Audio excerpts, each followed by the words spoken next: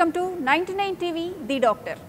నేటి ఆధునిక సమాజంలో మహిళలు ఎన్నో ఆరోగ్య మానసిక సమస్యలు ఎదుర్కొంటున్నారు. ప్రపంచంలో ఎన్ని మార్పులు వచ్చినా నేటికి మహిళలు తమకున్న ఆరోగ్య సమస్యలు ఎవరికి చెప్పుకోవాలో తెలియదు. ముఖ్యంగా గర్భాశయ సమస్యలు, ఋతుక్రమంలో ఎదురయ్యే ఇబ్బందులు చాలా మంది మహిళలు మౌనంగానే భరిస్తున్నారు. ఈ సమస్యలు వీరి వ్యక్తిగత జీవితాల మీద కూడా ప్రభావం చూపిస్తున్నాయి. మహిళలకు సంబంధించిన సమస్యలు, సలహాలు, సూచనలు ఇవ్వడానికి మనతో పాటు లైవ్లో సిద్ధంగా ఉన్నారు ప్రముఖ గైనకాలజిస్ట్ డాక్టర్ శిల్పి రెడ్డి గారు. వారిని అడిగి మరిన్ని విషయాలు తెలుసుకుందాం. డాక్టర్ గారితో మాట్లాడాలనుకుంటే స్క్రీన్ మీద స్క్రోల్ అవుతున్న నెంబర్స్కి కాల్ చేసి మాట్లాడచ్చు. Hello madam. నా ప్రెజెంట్ టైం ఈ కరోనా నడుస్తోంది. కరోనా టైంలో ప్రెగ్నెన్సీ లేడీస్ ఎటువంటి జాగ్రత్తలు తీసుకోవాలంటారు? ఇప్పుడు కోవిడ్-19 సందర్భంలో మహిళలు చాలా ఒత్తిడులతో లోనవుతున్నారు. ఎందుకంటే వాళ్ళ మీద వాళ్ళ ఆరోగ్యం ఒక బాధ్యత, కుటుంబ ఆరోగ్యం వాటి సంరక్షణ ఒక బాధ్యత, ఇంటి సంరక్షణ ఇంకొక బాధ్యత. అయితే ఈ మధ్య కాలంలో మనం చూసుకున్నట్టయితే గత 2 నెలల నుంచి పనివాళ్ళు లేరు. ఇంటిల్లిపాది పనంతా ఆడవాళ్ళ మీదే పడుతోంది. దానికి తోడు ఆల్రెడీ ప్రెగ్నెన్సీ ఉన్నా, ప్రెగ్నెన్సీకి సంబంధించిన సమస్యలు ఏదైతే ఉన్నా వాళ్ళకి ఇవన్నీ తప్పనిసరిగా అవుతున్నాయి. ఇవన్నీ కాకుండా చెకప్స్కి రావాలా వద్దా, ఇలాంటివన్నీ కూడా అపోహలు చాలా ఉన్నాయి. అయితే మనం చూసుకున్న ఈ నేపథ్యంలో ప్రెగ్నెన్సీ ఉన్న వాళ్ళల్లో కొంచెము రిస్క్ ఎక్కువగా ఉన్నా కూడాను వాళ్ళు తీసుకోవాల్సిన జాగ్రత్తలంతా అందరూ పాటించాల్సిన జాగ్రత్తలే. ఈ సోషల్ డిస్టెన్సింగ్ పాటించడము, ఈ హ్యాండ్ శానిటైజర్స్ వాడుకోవడము, ఆరోగ్యకరంగా మనం ఆహారం నియమాలన్నీ పాటించుకోవడము, మంచి పౌష్టిక విలువలున్న ఆహారం తీసుకోవడము, చేతులు పరిశుభ్రంగా ఉంచుకోవడము, ఇంటికి ఏ సామాను వచ్చినా కూడా, ఏ వస్తువులు వచ్చినా కూడా వాటిని కొద్దిసేపు ఎండలో పెట్టడము, ఇలాంటి నార్మల్గా తీసుకోవాల్సిన జాగ్రత్తలు అన్నీ కూడా ప్రెగ్నెంట్ ఉమెన్ పాటించినట్టు అయితే కోవిడ్ నుంచి వాళ్ళు దూరంగా ఉండొచ్చు. మరి ఇతర ప్రాబ్లమ్స్ కూడా రాకుండా ఉంటాయి. వైరల్ ఇన్ఫెక్షన్స్ రాకుండా ఉంటాయి, బ్యాక్టీరియల్ ఇన్ఫెక్షన్స్ రాకుండా ఉంటాయి. వీటన్నిటితో పాటు కొంచెం సమయం వాళ్ళకు వాళ్ళు కేటాయించుకుని కొంచెం యోగా, మెడిటేషన్ లాంటివి చేస్తే మనశ్శాంతి కూడా ఉంటుంది. వీటితో పాటు స్ట్రెస్ లెవెల్స్ అనేవి కూడా బాగా తగ్గే అవకాశం ఉంటాయి. వాళ్ళ న్యూట్రిషన్ మీద వాళ్ళు ఖచ్చితంగా కాన్సన్ట్రేట్ చేయాలి. ఈ సమయంలో మంచి పౌష్టిక విలువలు ఉన్న ఆహారం కనుక తీసుకున్నట్టయితే ఇమ్యూన్ బూస్టర్స్ ఏవైతే అందరూ చెప్తున్నారో, మనం వాడే పసుపు అయితేనేమి, తేనె అయితేనేమి, స్పైసెస్ అయితేనేమి, ఇలాంటి ఇమ్యూన్ బూస్టర్స్ అన్నీ డైట్లో ఇన్కల్కేట్ చేసుకుని ఫ్యామిలీ హెల్త్, తన హెల్త్ కాపాడుకుంటూ వస్తే ఖచ్చితంగా మంచి బెనిఫిట్సే ఉంటాయి. వాళ్ళు తీసుకోవాల్సిన ప్రీనేటల్ వైటమిన్స్, ఐరన్ అయితేనేమి, కాల్షియం అయితేనేమి, డిహెచ్ఏ అయితేనేమి, వైటమిన్ డి లెవెల్స్ ఇవన్నీ కూడా సక్రమంగా వాడుకున్నట్టు అయితే వాళ్ళకి మంచి ఆరోగ్యం కూడా ఉంటుంది. ఇప్పుడు టెలిమెడిసిన్ సౌకర్యంతో చిన్న చిన్న సమస్యలు ఏమైనా ఉంటే టెలిమెడిసిన్ ద్వారా వాటి పరిష్కారం వెళ్ళొచ్చు. అయితే ఇంపార్టెంట్ స్కాన్స్ ఉన్నా, ఇంపార్టెంట్ చెకప్స్ ఉన్నా, ఇంపార్టెంట్గా బీపీ ఇలాంటివి చెకప్ చేయించుకోవాల్సిన అవసరం ఉన్నా, లేకపోతే 3rd month ending scan, NT scan, TIFFA scan, growth scans కనుక ఉన్నట్టయినా, డెలివరీకి దగ్గరలో ఉన్నట్టు వాళ్ళైనా ఖచ్చితంగా మంచి ఫెసిలిటీ ఉన్న హాస్పిటల్కి వెళ్ళాల్సిన అవసరం ఉంది. కోవిడ్ నేపథ్యంలో అన్ని రకాల క్లినిక్స్కి కానీ, అన్ని రకాల స్మాలర్ సెంటర్స్కి కానీ ఫెసిలిటీస్ ఉండవు. జనరల్ పాపులేషన్తో కలిపి చూస్తారు కాబట్టి అలాంటి ప్లేసెస్కి కొంచెం వెళ్లకుండా మంచి ప్లేస్లో ఎక్కడైతే కోవిడ్కి సపరేట్గా ట్రీట్మెంట్ ఉంటుందో, ఎక్కడైతే వీళ్ళకి కాన్సన్ట్రేటెడ్గా ట్రీట్మెంట్ ఉంటుందో, ప్రెగ్నెన్సీ సేఫ్టీ నార్మ్స్తోని అప్లై చేసుకుని ఎలా హాస్పిటల్స్ నడుపుతారో అలాంటి ప్లేసెస్కి వెళ్తేనే వాళ్ళకి సురక్షితంగా ఉంటుంది. అలాగే మేడం, ఈ ప్రెగ్నెన్సీ పీరియడ్లో ఏదైనా హెల్త్ ఇష్యూ వస్తే అన్ని మెడిసిన్స్ తీసుకోకూడదని ఆల్రెడీ డాక్టర్ ముందే చెప్తారు. అలానే ఎటువంటి ఫుడ్స్ తీసుకోకూడదు అంటారు? మెడిసిన్స్కి వచ్చినట్టు అయితే ప్రెగ్నెన్సీ టైంలో ఓవర్ ద కౌంటర్ డ్రగ్స్ ఉంటాయి కొన్ని, కోల్డ్కి, కాఫ్కి, ఫీవర్కి, హెడేక్కి, ఇలాంటి వాటికి వాళ్ళు కొంచెం దూరంగా ఉంటే మంచిది. ఎందుకంటే గర్భిణీ స్త్రీలలో ఇది ఒక సిమ్టమ్ అవ్వచ్చు. అప్పుడప్పుడు బీపీ ఎక్కువగా ఉన్నప్పుడు వాళ్ళకి తలనొప్పి రావచ్చు. అలాంటప్పుడు వాళ్ళు తలనొప్పి మెడిసిన్ వేసేసుకుంటే అది తగ్గుముఖం పట్టినా కూడాను బీపీ అనేది తగ్గదు. ఇది ఒక సైన్ని మాస్క్ చేసే సిమ్టమ్ కాబట్టి ఎట్టి పరిస్థితుల్లో కూడా సిమ్టమాటిక్ మెడికేషన్స్ వాడొద్దు. ఒకవేళ దగ్గు, జలుబు, గొంతు నొప్పి లాంటివి ఉంటే ఖచ్చితంగా ఫీవర్ క్లినిక్ దగ్గరలో ఉన్న ఇలాంటి సిమ్టమ్స్ చూసే డాక్టర్స్ దగ్గరికి వెళ్ళడం మంచిది. అది కార్పొరేట్ హాస్పిటల్సే అవ్వచ్చు, లేకపోతే కోవిడ్ రిలేటెడ్ హాస్పిటల్స్కే అవ్వచ్చు. ఎక్కడైతే వాళ్ళు ఇలాంటి సిమ్టమ్స్ చూస్తారో, చూసి మీకు ఇది ఉందా లేదా అని నిర్ధారణ చేస్తారో అలాంటి ప్లేస్కి వెళ్తే మంచిది. ఇవే కాకుండా కొంతమందికి కడుపు నొప్పి ఉండొచ్చు, కొంతమందికి లూజ్ మోషన్స్ ఉండొచ్చు. అలాంటి సమయాల్లో తీవ్రతను బట్టి మీరు డాక్టర్ని ఎంచుకుని డాక్టర్ దగ్గరికి వెళ్తే మంచిది. అయితే ఓవర్ ద కౌంటర్ మెడికేషన్స్ చాలామంది చూస్తుంటాం. లూజ్ మోషన్స్ అయితే లోమోటిల్ ట్యాబ్లెట్ అని ఇలాంటివన్నీ వేసుకుంటూ ఉంటారు. అవి అస్సలు మంచిది కాదు. గర్భిణీ స్త్రీలలో లూజ్ మోషన్స్ వచ్చినట్టు అయితే ప్రీటర్మ్ డెలివరీకి ఛాన్సెస్ ఎక్కువగా ఉంటాయి. ఇది గమనించుకోవాలి. మీరు ఖచ్చితంగా డాక్టర్ దగ్గరికి వెళ్ళి లూజ్ మోషన్స్కి ప్రోబయోటిక్స్తో పాటు స్పెసిఫిక్ ట్రీట్మెంట్స్ ఉంటాయి. అలాంటి ట్రీట్మెంట్ తీసుకోవాల్సిన అవసరం ఉంది. అయితే ఓవర్ ద కౌంటర్ మెడికేషన్స్ కానీ మనము తీసుకున్నట్టయితే ఎంత త్వరగా అయితే అంత త్వరగా డాక్టర్ దగ్గరికి వెళ్ళి మీరు తీసుకునే మందు ఏం తీసుకున్నారో కూడా చెప్పాల్సిన అవసరం ఉంది. ఒకవేళ మీకు జ్వరం ఉంది, మీరు డాక్టర్ దగ్గరికి వెళ్ళాల్సి వచ్చింది, ఆ రోజు కుదరలేదు, మీరు పారాసెటమాల్ వేసేసుకున్నారు, నెక్స్ట్ డే వెళ్ళారు, డాక్టర్కి చెప్పాలి మేము పారాసెటమాల్ వేసుకున్నాం డాక్టర్, నిన్న నైట్ వేసుకున్నాం, ఈరోజు మార్నింగ్ కూడా వేసుకున్నాం అని చెప్పాలి. వాళ్ళు అక్కడికి వెళ్ళాక మీకు ఫీవర్ లేదని చెప్పి పంపించేస్తారు. సో ఇలాంటివి మీరు ఖచ్చితంగా రిపోర్ట్ చేయాల్సిన అవసరం ఉంది. గర్భిణీ స్త్రీలు, పెద్దవాళ్ళు ప్రత్యేకంగా ఈ టైంలో జాగ్రత్తగా ఉండాల్సిన అవసరం ఉంది. పిల్లల్లో కూడా చాలా జాగ్రత్తగా ఉండాల్సిన అవసరం ఉంది. ఒక కాలర్ సిద్ధంగా ఉన్నారు మ్యామ్, తీసుకుందాం. స్వప్న గారు వికారాబాద్ నుంచి కాల్ చేస్తున్నారు. స్వప్న గారు, హలో హలో హలో స్వప్న గారు. ఓకే, కాల్ కట్ అయిందా? నెక్స్ట్, ఇర్రెగ్యులర్ పీరియడ్స్ అసలు ఇవి ఎందువల్ల వస్తుంటుందంటారు? ఇర్రెగ్యులర్ పీరియడ్స్కి చాలా రకాల సమస్యలు ఉంటాయి. అది హార్మోన్ రిలేటెడ్ సమస్యలు ఉండొచ్చు, హార్మోన్స్లో హెచ్చు తగ్గులు ఉండొచ్చు. ఆ హార్మోన్స్ ఏవైతే ఉంటాయో estrogen, progesterone, follicle stimulating hormone, luteinizing hormone, వీటి చేంజెస్లో కూడా ఉండొచ్చు. Thyroid, other than reproductive hormones కూడా ఉంటాయి. థైరాయిడ్ హార్మోన్ కానీ, ప్రొలాక్టిన్ హార్మోన్ కానీ హెచ్చు తగ్గులు ఉన్నా కూడా ఇర్రెగ్యులర్ పీరియడ్స్ ఉండొచ్చు. కొంతమందిలో ఎండోమెట్రియోసిస్ ఉండొచ్చు, కొంతమందిలో ఫైబ్రాయిడ్స్ ఉండొచ్చు, కొంతమందిలో ఎక్కువ బ్లీడింగ్ ఫైబ్రాయిడ్స్ వల్ల ఉండొచ్చు, కొంతమందిలో తక్కువ బ్లీడింగ్ పాలిసిస్టిక్ ఓవరీస్లో ఉండొచ్చు, కొంతమందిలో ఇర్రెగ్యులర్ బ్లీడింగ్ ఉంటుంది, కొంతమందిలో అసలు పీరియడ్సే ఉండవు. సో ఇలాంటి సమస్యలకి చాలా రకాల కారణాలు ఉంటాయి. అయితే మీకు ఏ సమస్య ఉన్నా కూడాను ఆ కారణం కనుక్కోవాలనేది చాలా చాలా ముఖ్యం. ఒక కారణం కనుక్కోవాలంటే కనీసం అల్ట్రాసౌండ్, ఒక పెల్విక్ స్కానింగ్ కానీ, లేకపోతే హార్మోన్ ప్రొఫైల్ కానీ చేయించాల్సిన అవసరం ఉంటుంది. ఇలాంటప్పుడు మీరు దగ్గరలో ఉన్న గైనకాలజిస్ట్ దగ్గరికి వెళ్ళినట్టు అయితే ఖచ్చితంగా మీకు స్కానింగ్ చేసి కానీ, లేకపోతే బ్లడ్ టెస్టులు చేసి కానీ మీకు ఏ కారణం చేత ఇర్రెగ్యులర్ పీరియడ్స్ ఉన్నాయో కనుక్కుంటారు. ఆ కారణానికి కనుక ట్రీట్మెంట్ ఇచ్చినట్టు అయితే మీ ప్రాబ్లం అనేది తగ్గుతుంది. ఓకే, అలాగే మేడం, మనం మోస్ట్ ఆఫ్ ది ఉమెన్లో చూసే problems urinary infections and vaginal infections. అసలు అవి ఎందుకు వస్తుంటాయి? అవి రాకుండా మనం ఇంట్లోనే ముందుగా ఎటువంటి జాగ్రత్తలు తీసుకోవాలి? ఇప్పుడు ఆడవాళ్ళల్లో అన్నిటికంటే ముఖ్యమైనది ఒకటి మనం తెలుసుకోవాలి. యూరెత్రా అంటే యూరిన్ బయటికి వచ్చే దారి ఏదైతే ఉంటుందో అది చాలా షార్ట్గా ఉంటుంది. ఈ షార్ట్ యూరెత్రా వల్ల ఆడవాళ్ళల్లో తరచుగా యూరిన్ ఇన్ఫెక్షన్ వచ్చే అవకాశం ఉంటుంది. దీంతో పాటు వెజనల్ ఇన్ఫెక్షన్స్ కూడా కంబైన్డ్ ఇన్ఫెక్షన్స్ రూపాన కూడా వచ్చే అవకాశం ఉంటుంది. Urine infection and vaginal infection okay micro organism వల్ల కూడా రావచ్చు, పక్కనే ఉంటాయి కాబట్టి. అయితే ఈ vaginal infections sexually transmitted diseases వల్ల రావచ్చు. ఈ క్లమైడియా ఉండొచ్చు, గోనోరియా ఉండొచ్చు, లేకపోతే వేరే ఇతర ఆర్గానిజమ్స్ వల్ల రావచ్చు. కామన్గా మనం చూసే ఫంగల్ ఇన్ఫెక్షన్స్ కూడా ఉండొచ్చు, ఈస్ట్ ఇన్ఫెక్షన్స్.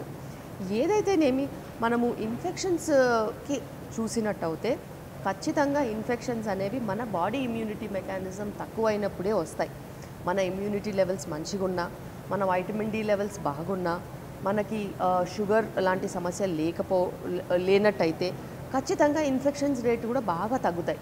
అయితే ఫంగల్ ఇన్ఫెక్షన్స్కి ఒక రకమైన ఎన్వైరన్మెంట్ కావాలి. మాయిశ్చర్ ఎక్కువగా ఉండడము, ఇమ్యూనిటీ తక్కువగా ఉండడము, కొత్తగా మ్యారేజ్ అవ్వడము, లేకపోతే 50+ ఇయర్స్ ఉండడము, perimenopausal age group, diabetes, hyper tension, obesity, comorbidities ఉండడము, లో వైటమిన్ డి లెవెల్స్ ఉండడం, ఇలాంటి ఉన్నప్పుడు వాళ్ళల్లో ఫంగల్ ఇన్ఫెక్షన్స్ అయినా, బ్యాక్టీరియల్ ఇన్ఫెక్షన్స్ అయినా, యూరిన్ ఇన్ఫెక్షన్స్ అయినా ఎక్కువ తరచుగా వస్తాయి.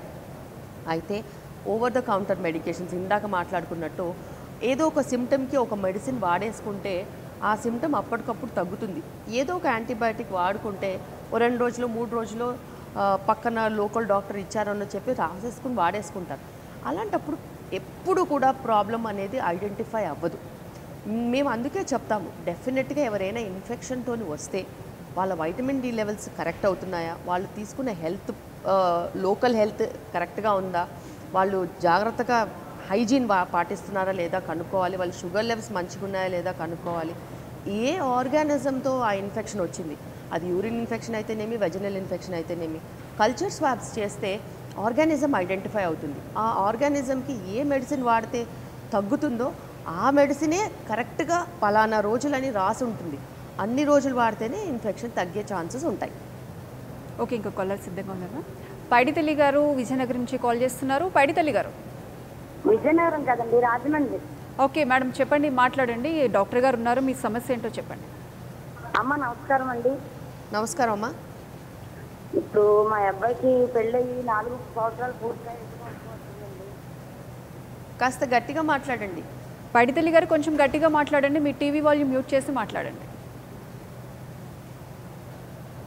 హలో హలో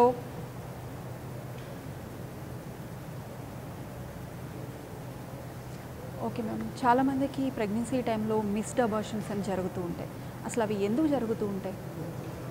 ఎప్పుడైనా మనము ప్రెగ్నెన్సీ గురించి మాట్లాడుకున్నప్పుడు ఈ మిస్క్యారేజెస్ అనే సమస్య వచ్చినప్పుడు అందరూ గుర్తుపెట్టుకోవాల్సింది ఓన్లీ ఆడవాళ్ళల్లో ప్రాబ్లం కాదు.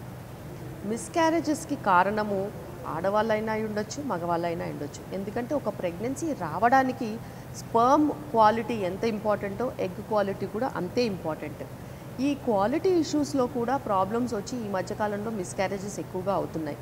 స్పర్మ్ క్వాలిటీ బ్యాడ్గా ఉండడము, స్పర్మ్ డిఎన్ఏ చెడిపోవడము, sperm motility problems, abnormal sperms, ఇలాంటి కారణాల చేత కూడా మిస్క్యారేజెస్ అనేది మేము చూస్తున్నాం. అయితే ఆడవాళ్ళల్లో మిస్క్యారేజెస్ అయ్యే ఛాన్సెస్ బ్యాడ్ ఎగ్ క్వాలిటీ ఉండొచ్చు, థైరాయిడ్ ప్రాబ్లమ్స్ ఉండొచ్చు, ప్రొజెస్ట్రాన్ డెఫిషియన్సీస్ ఉండొచ్చు, ఆల్రెడీ ఇంకా వేరే ఏదైనా లోకల్ ప్రాబ్లమ్స్ ఉండొచ్చు, ఆ గర్భసంచి యొక్క ఫాల్ట్స్ ఏమైనా ఉండొచ్చు. సో ఇలా రకరకాల కారణాలు అనేవి ఈ మిస్క్యారేజెస్కి రీజన్ అయి ఉండొచ్చు. అయితే ఎప్పుడైతే ఒకసారి మిస్క్యారేజ్ అవుతుందో అటు మగవాళ్ళల్లో కూడా అటు ఆడవాళ్ళల్లో కూడా ఖచ్చితంగా ఏ రీజన్తో మిస్క్యారేజ్ అయిందో అది ఐడెంటిఫై చేయాల్సిన అవసరం ఉంది. ఎప్పుడైతే మనం ఐడెంటిఫై చేస్తామో దానికి సంబంధించిన ట్రీట్మెంట్ తీసుకుంటేనే మళ్ళీ మిస్క్యారేజెస్ అవ్వకుండా ఉంటుంది. చాలాసార్లు థ్రాంబోఫీలియాస్ అని, కొన్ని ఆటోఇమ్యూన్ ప్రాబ్లమ్స్ అని, చాలా రకాల జన్యుపరమైన ప్రాబ్లమ్స్ కూడా ఉంటాయి మిస్క్యారేజెస్లో. మేనరికాలలో జన్యుపరమైన ప్రాబ్లమ్స్ కూడా ఉండొచ్చు. సో ఆ కోణంలో కూడా మనం ఆలోచించాల్సిన అవసరం ఉంటుంది. అందుకే ఎప్పుడైతే హస్బెండ్ వైఫ్ వస్తారో వాళ్ళల్లో కరెక్ట్గా హిస్టరీ తీసుకోవాలి. ఆ హిస్టరీ అనేది మనకి ఒక దారి చూపిస్తుంది. ఆ దారిలో కనుక వెళ్ళినట్టు అయితే ఏ ఇన్వెస్టిగేషన్స్ చేయాలి, ఎవరెవరికి ఏమేమి చేయాలో చాలా క్లారిటీగా తెలుస్తుంది. ఫలానా ఇన్వెస్టిగేషన్స్ చేసినప్పుడు దాంట్లో వచ్చిన రిజల్ట్స్ బట్టి నెక్స్ట్ ప్రెగ్నెన్సీకి ఏం చేస్తే మంచి ప్రెగ్నెన్సీ వస్తుందో మనము నిర్ధారించుకోవచ్చు. అంటే ఆ నెక్స్ట్ ప్రెగ్నెన్సీకి కూడా ఎలా ప్లాన్ చేసుకోవాలంటారు? అంటే ఎంత టైం గ్యాప్ తీసుకోవాలంటారు? కారణం తెలిస్తే మట్టుకు ఆ కారణం కంట్రోల్ అయిన వెంటనే వాళ్ళు ప్రెగ్నెన్సీ ప్లాన్ చేసుకోవచ్చు. ఇంతకు ముందు కాలంలో ప్రెగ్నెన్సీకి ఒకవేళ మిస్క్యారేజ్ అయితే 6 months గ్యాప్ ఉండాలని చెప్పేవాళ్ళు. అది మట్టుకు కరెక్ట్ అయిన ప్రిన్సిపల్ అన్ని వేళలా కాదు. ఒకవేళ మదర్ ప్రాబ్లం ఐడెంటిఫై అయ్యి ఏదైనా థైరాయిడ్ ప్రాబ్లం వల్ల మిస్క్యారేజ్ అవుతే థైరాయిడ్ వితిన్ 1-2 months రెక్టిఫై అయిపోతుంది. దానివల్ల మీరు కంటిన్యూ చేసుకోవచ్చు మళ్ళీ ప్రెగ్నెన్సీ ప్లానింగ్. ఒకవేళ ప్రొజెస్ట్రాన్ డెఫిషియన్సీతో మిస్క్యారేజ్ అయిందని తెలిస్తే ప్రొజెస్ట్రాన్ నెక్స్ట్ ప్రెగ్నెన్సీ ఇమీడియట్గా వచ్చిన ప్రెగ్నెన్సీలో కూడా సప్లిమెంట్ చేసుకోవచ్చు. ఒకవేళ థ్రాంబోఫీలియాస్ వల్ల మీకు ప్రెగ్నెన్సీ మిస్క్యారేజ్ అయిందంటే దానికి సంబంధించిన స్పెషల్ మెడికేషన్స్ ఉంటాయి కొన్ని పెట్టాల్సినవి. అది ప్రెగ్నెన్సీ కన్ఫర్మ్ అయినప్పటి నుంచి మళ్ళీ అవి పెట్టుకోవచ్చు, దానికి ఇమీడియట్గా ప్లాన్ చేసుకోవచ్చు. ఒకవేళ హస్బెండ్ ప్రాబ్లంతో ఏదైనా మిస్క్యారేజ్ అయిందని తెలిస్తే మటుకు వాళ్ళకి 2-3 months మెడికేషన్స్ ఉంటాయి. వాళ్ళ రిపోర్ట్స్ బెటర్ అవ్వగానే ప్రెగ్నెన్సీ ప్లాన్ చేసుకోవచ్చు. ఇలా ఏ కారణం చేత మనము ప్రెగ్నెన్సీ మిస్క్యారేజ్ అయిందో తెలుసుకోగలిగితే ఆ కారణం రెక్టిఫై అవ్వగానే ప్రెగ్నెన్సీ ప్లాన్ చేసుకోవచ్చు. అలాగే ప్రెగ్నెన్సీ టైంలో కొంతమందికి ఫెలోపియన్ ట్యూబ్స్ బ్లాక్ అయిపోవడం కూడా జరుగుతుంది. దానివల్ల డెలివరీ టైంలో ఎటువంటి ఇబ్బందులు వస్తుంటాయి? ఫెలోపియన్ ట్యూబ్స్ బ్లాక్ అవ్వడం అనేది యూజువల్గా మన కంట్రీలో కామన్గా చూస్తున్నాం. ఎందుకంటే ఇన్ఫెక్షన్ రేట్స్ ఎప్పుడైతే ఎక్కువగా ఉంటాయో, అది క్లమైడియా ఉండొచ్చు, ట్యూబర్క్లోసిస్ ఉండొచ్చు, గొనోరియా ఉండొచ్చు, రకరకాల ఇన్ఫెక్షన్స్. ఏ ఇన్ఫెక్షన్స్ అయినా కూడా ఒకవేళ ఆ వెజైనల్ ఇన్ఫెక్షన్స్ యూట్రస్ నుంచి ట్యూబ్స్కి రీచ్ అవుతే ట్యూబ్స్ గనక ఆ ఇన్ఫెక్షన్ మూలాన డ్యామేజ్ అవుతే, లేకపోతే ఆ ఇన్ఫెక్షన్ ఆ ట్యూబ్స్ని పాడు చేసినట్టు అవుతే అది ట్యూబర్క్లోసిస్లో ఎక్కువగా చూస్తూ ఉంటాము. ఈ ట్యూబల్ డ్యామేజ్ జరిగినట్టు అవుతే అవి బ్లాకేజెస్కి దారితీస్తాయి. ఇవే కాకుండా అప్పుడప్పుడు ఎండోమెట్రియోసిస్ ఉంటాయి, ఫైబ్రాయిడ్స్ ఉంటాయి. అవి ఏం చేస్తాయంటే ఆ ట్యూబ్స్ అనాటమీ మార్చేస్తాయి. అవి ఉండాల్సిన పొజిషన్లో కాకుండా వేరే వేరే పొజిషన్లో అతుకులు వచ్చేసేసి అడెషన్స్ అంటాము, దాని రూపాన స్టిక్ అయిపోతుంది ఎండోమెట్రియోసిస్లో. సో ట్యూబల్ ఫంక్షన్ ఆల్టర్ అవుతుంది, ట్యూబల్ పారామీటర్స్ ఆల్టర్ అవుతాయి. అదే ఒకవేళ మల్టిపుల్ ఫైబ్రాయిడ్స్ ఉంటే ఆ ఫైబ్రాయిడ్స్ డిస్టార్ట్ చేస్తాయి అనాటమీ. అలాంటప్పుడు కూడా ట్యూబ్స్ వేరే పొజిషన్లో వెళ్ళిపోతాయి కాబట్టి బ్లాక్ అయ్యే ఛాన్సెస్ ఉంటాయి. అయితే రకరకాల ప్రాబ్లమ్స్తోని ఈ ట్యూబ్స్ బ్లాక్ అయినప్పుడు ఒక ట్యూబ్ బ్లాక్ అవ్వచ్చు, 2 ట్యూబ్స్ కూడా బ్లాక్ అవ్వచ్చు. 2 ట్యూబ్స్ బ్లాక్ అయినప్పుడు ఖచ్చితంగా వాళ్ళకి స్పాంటేనియస్గా ప్రెగ్నెన్సీ వచ్చే ఛాన్సెస్ తక్కువగా ఉంటాయి. దానికి ప్రెగ్నెన్సీ రావడం కష్టతరంగా ఉంటుంది కాబట్టి వేరే మెథడ్స్లో ప్రెగ్నెన్సీ ప్లాన్ చేసుకోవాలి. అంటే ఐవీఎఫ్ టెస్ట్ ట్యూబ్ బేబీ ద్వారా ప్రెగ్నెన్సీ ప్లాన్ చేసుకోవాలి. ఒక ట్యూబ్ కనుక బ్లాక్ ఉన్నట్టు అయితే ఇంకో ట్యూబ్ సరిగ్గా పనిచేస్తుంది కాబట్టి దాంట్లో నుంచి మళ్ళీ ఆ side pregnancy egg release, egg transfer అవ్వడం అవి జరగవచ్చు. సో వాళ్ళకి న్యాచురల్గా కూడా ప్రెగ్నెన్సీ రావచ్చు. ట్యూబల్ బ్లాక్ ఉన్న వాళ్ళకి డెలివరీ టైంలో ఎటువంటి సమస్యలు ఉండవు. ఓకే. అయితే ఈ ట్యూబల్ బ్లాకేజెస్ వల్ల ప్రెగ్నెన్సీ రావడానికి ఇబ్బంది అవుతుంది. ఇన్ఫెక్షన్ ఒకవేళ సోర్స్ ఆఫ్ ఇన్ఫెక్షన్ ట్యూబ్స్లో ఉంటే అది సెప్సిస్ క్రియేట్ అయ్యే ఛాన్సెస్ ఉంటాయి. సెప్సిస్ వల్ల ఫీవర్ అలా రకరకాల కాంప్లికేషన్స్ వచ్చే ఛాన్సెస్ ఉంటాయి. ఒక కాల్ తీసుకున్నాను. స్వప్న గారు వికారాబాద్ నుంచి కాల్ చేస్తున్నారు. స్వప్న గారు, హలో. హలో, నమస్తే అండి, మాట్లాడండి. డాక్టర్ గారు ఉన్నారు, మీ సమస్య ఏంటో చెప్పండి. సరే మాట్లాడండి స్వప్న గారు, చెప్పండి. డేటు 2 days వస్తుందండి మాకు. ఓకే. అట్లా ఇక వెయిట్ పెరుగుతున్నాను అనుకుంటున్నాం. ఇప్పుడు ఈ పీరియడ్లో బ్లీడింగ్కి సంబంధించినంత వరకు మనం ఒకటి తెలుసుకోవాల్సిన అవసరం ఉంది. అందరూకి ఒకేలాగా బ్లీడింగ్ అనేది ఉండదు. కొంతమందిలో 2 days ఉంటుంది, కొంతమందిలో 1 day ఉంటుంది, కొంతమందిలో 5 days ఉంటుంది, కొంతమందిలో 10 days కూడా ఉంటుంది.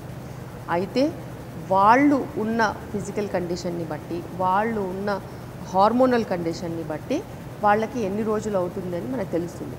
అప్పుడప్పుడు పాలిసిస్టిక్ ఓవరీస్లో 2-3 months వరకు కూడా పీరియడ్ అవ్వదు. కొంతమందిలో అలా పీరియడ్ అయ్యి ఒక 2 weeks వరకు కూడా బ్లీడింగ్ అవుతుంది. అయితే మనం పీరియడ్ బ్లీడింగ్కి చూసుకున్నంత వరకు రెగ్యులర్గా ఒక 21 days to 35 daysలో కనుక పీరియడ్స్ వచ్చినట్టు అవుతే, ఒక 2 days నుంచి 5 days వరకు బ్లీడింగ్ అయినట్టు అవుతే నార్మల్ అది. ఓకే. మీ బ్లీడింగ్ మీకు ఇబ్బందికరం కానంత వరకు దాంట్లో ప్రాబ్లం లేదు. థైరాయిడ్ సమస్యలు ఉన్న వాళ్ళలో అప్పుడప్పుడు ఇలా తక్కువ బ్లీడింగ్ అయ్యే ఛాన్సెస్ ఉంటుంది. అది వాళ్ళు చెక్ చేసుకొని తెలుసుకోవచ్చు. ఓకే. ఓకే మ్యామ్, అలాగే ఈ పీరియడ్స్ టైంలో లేడీస్ ఎక్కువ స్ట్రెస్ ఫీల్ అవుతూ ఉంటారు. అలాగే ఆ టైంలో వాళ్ళకి వచ్చే పెయిన్స్ అవ్వచ్చు, వాళ్ళ మానసిక పరిస్థితి ఎలా ఉంటుంది, దాని నుంచి బయటపడటానికి వారు ఎటువంటి ఎక్సర్సైజెస్ చేస్తే బాగుంటుంది? ఈ ఋతుస్రావంలో ఉన్న సమస్యలకి ఆడవాళ్ళల్లో చాలా అవగాహన ఉన్నప్పటికీను దాని మీద ఉద్దేశపూర్వకంగా ఇంట్రెస్ట్ అనేది తక్కువగా ఉంటుంది. సరే నేను ఇంతేనేమో, నేను ఇలానేమో అని అలా గ్రాంటెడ్గా తీసుకుంటారు. వాళ్ళకి గనక ఖచ్చితంగా మెడికల్ కేర్ యాక్సెస్ ఉన్నట్టు అయితే డెఫినెట్గా ఏదైనా ప్రాబ్లం ఉంటే మెడికల్ కేర్ హెల్ప్ తీసుకోవాలి. ఒకవేళ మెడికల్ కేర్ హెల్ప్ తీసుకోలేని పక్షంలో ఈ పీరియడ్ ప్రాబ్లమ్స్ అప్పుడు హార్మోన్ ఫ్లక్చువేషన్స్ అనేవి కామన్. అయితే వాటర్ రిటెన్షన్ వల్ల, మూడ్ ఫ్లక్చువేషన్స్ వల్ల వాళ్ళకి చాలా ఇబ్బందికరంగా ఉంటుంది. దానికోసమని మేము చెప్తాము ఏంటంటే వాళ్ళు రెగ్యులర్గా వైటమిన్ సప్లిమెంటేషన్స్ తీసుకున్నట్టు అయితే ఇలాంటి ప్రాబ్లమ్స్ తక్కువగా ఉంటాయి. ఆ పీరియడ్ వచ్చే ముందు వాటర్ రిటెన్షన్ కాజ్ చేసే సాల్ట్ కానీ స్పైసెస్ కానీ కొంచెం తక్కువగా తీసుకోవడము, యోగా, మెడిటేషన్ లాంటివి చేసుకోవడము, కొంచెం రిలాక్సేషన్ టెక్నిక్స్ని పాటించడము, ఇలాంటివి కనుక చేసినట్టు అయితే డెఫినెట్గా వాళ్ళకి లాంగ్ టర్మ్ బెనిఫిట్ ఉంటుంది. డైలీ ఒక 30 to 40 minutes వాకింగ్ చేయడము, మంచిగా ఎండలో సన్ ఎక్స్పోజర్ ఉండడము, వైటమిన్ డి లెవెల్స్ మంచిగా మెయింటైన్ అవ్వడము, ఇలాంటివి హెల్త్కి సంబంధించినవి వాళ్ళు పాటించినట్టు అయితే డెఫినెట్గా వాళ్ళకి ఒక హెల్తీ ఎన్వైరన్మెంట్ ఉంటుంది. హెల్తీ ఎన్వైరన్మెంట్ ఉన్నప్పుడు ఇలాంటి హార్మోన్ రిలేటెడ్, మానసికంగా కొంచెము ఏదైతే సమస్యలు ఉంటాయో అవి ఖచ్చితంగా రెక్టిఫై అయిపోతాయి. ఓకే, లాస్ట్ కాల్ ఒకటి చూద్దాం. జ్యోతి గారు తాడేపల్లిగూడెం నుంచి కాల్ చేస్తున్నారు. జ్యోతి గారు. హలో. జ్యోతి గారు నమస్తే అండి, మాట్లాడండి, డాక్టర్ గారితో మాట్లాడండి. మేడం నాకు మొన్నే అబార్షన్ అయింది madam. Okay.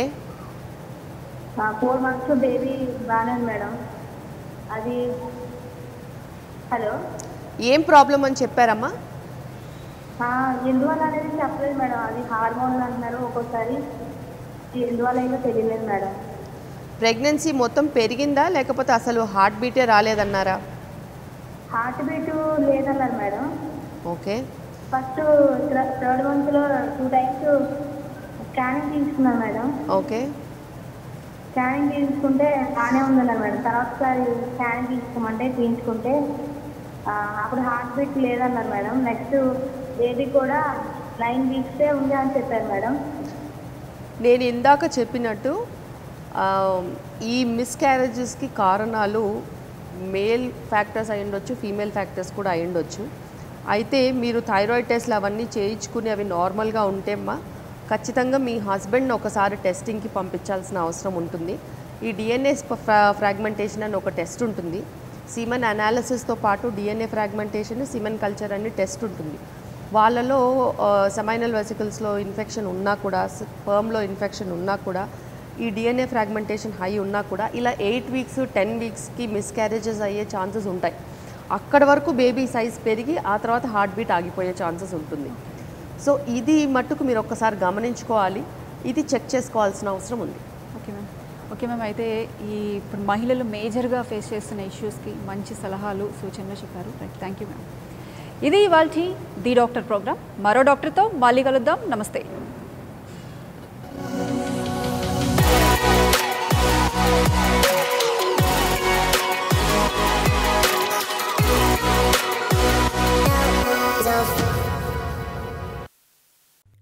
For more updates, please subscribe 99 TV Telugu.